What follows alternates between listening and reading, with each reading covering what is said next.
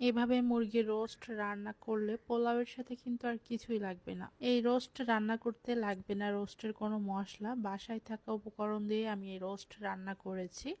আশা করছি আপনাদের কাছে ভালো লাগবে। চলুন রেসিপিটা শুরু করা যাক। প্রথমে আমি এখানে চিকেন নিয়েছি, আর চিকেনটা আপনারা ছোট বড় যে কোনো সাইজের করে কেটে নিতে পারবেন। পরিমাণ মতো লবণ আর সামান্য জর্দা রং দিয়ে মিশিয়ে এখন তেলে ভেজে নিচ্ছি।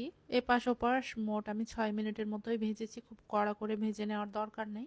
এরপরে রোস্ট রান্না করার জন্য কড়াই আমি তেল দিয়ে দিচ্ছি, 1 কাপ পেঁয়াজ কুচি দিয়ে দিচ্ছি। পেঁয়াজ বেরেস্তা অনেকক্ষণ পর্যন্ত মচমচে থাকার জন্য সামান্য একটু চিনি দিয়ে দিচ্ছি। এরপর এখান থেকে অর্ধেকটা পেঁয়াজ বেরেস্তা উঠিয়ে নিব। এরপর এখানে কিছু গরম মশলা অ্যাড করে দিচ্ছি, সাথে দিয়ে দিব আদা রসুন বাটা 1.5 টেবিল চামচ পরিমাণে।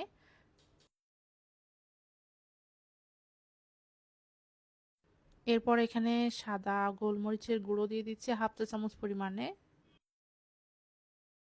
এরপরে অন্য একটা বাটিতে 1 টেবিল চামচ ধনিয়ার গুঁড়া, 1 টেবিল চামচ মরিচের গুঁড়া, সাথে 1/2 চা চামচ জিরার গুঁড়া, 1 চা চামচ চিনি দিয়ে দিচ্ছি। সামান্য পানি দিয়ে মশলাটা পেস্ট করে আমি যে মশলা এর ভিতরে দিয়ে দিচ্ছি।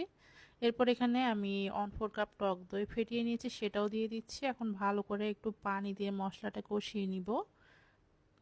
সেই সাথে এখানে লবণও দিয়ে দিচ্ছি। অন্য একটা বাটিতে আমি নিয়ে নিচ্ছি 1/2 টেবিল চামচ কিশমিশ, আর এখানে কাজু বাদাম এবং চীনা বাদাম দিয়ে দিচ্ছি। যে কোনো বাদাম দিয়ে দিতে পারবেন। বাদাম বাটা টোটালি আমি 2 টেবিল চামচ পরিমাণেই এই যে বেটে নিয়েছি। মশলাটা ভালো করে কষানোর সময় বাদাম বাটাটা দিয়ে দিচ্ছি। রোস্ট রান্না করার সময় অবশ্যই মশলা ভালো মতো কষিয়ে নেবেন, এতে করে কিন্তু রোস্টটা খেতে ভালো লাগবে। ভেজে রাখা চিকেন দিয়ে দিয়েছি। এরপর আমি এখানে একটা বাটিতে 3 টেবিল চামচ গুঁড়ো দুধ নিয়ে নিচ্ছি, আর এখানে দিয়ে দিব কুসুম গরম পানি দিয়ে ভালো করে আমি মিশিয়ে নিচ্ছি। অবশ্যই গুঁড়ো দুধ দিয়ে রোস্ট রান্না করার চেষ্টা করবেন, এতে করে টেস্ট অনেক ভালো আসবে। চিকেনটা মশলার সাথে ভালো করে কষিয়ে না হয়ে গেলে আগে থেকে যে দুধটা আমরা রেডি করে রেখেছিলাম সেটা দিয়ে দিয়েছি।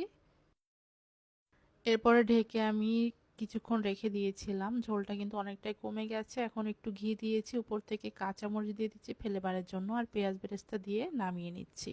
আশা করছি ভালো লেগেছে। সবাই ভালো থাকবে।